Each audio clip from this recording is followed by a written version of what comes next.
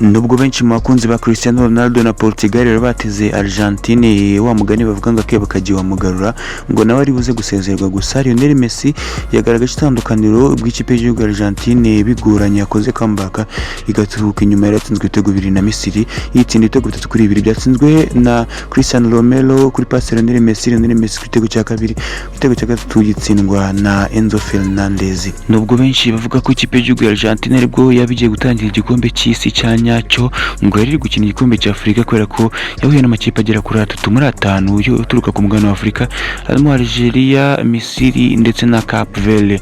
Urugendo rukurikiyeho muri kimwe cya kane Argentine iracakirana n'Abasuwisi bo batsinze Colombia kuri penalty. Kimwe cya kane ku munsi w'ishuri yatangira Maroc n'Abafaransa, Ababiligi na Espagne, Ubwongereza na Norvège, Argentine n'Ubusuwisi. Maginga ya Lionel Messi yongeye guca kuri Haaland na Mbappe bafite ibitego 7, Messi akagira ibitego 8. Nitwa Journalist J Blues, ciao ciao.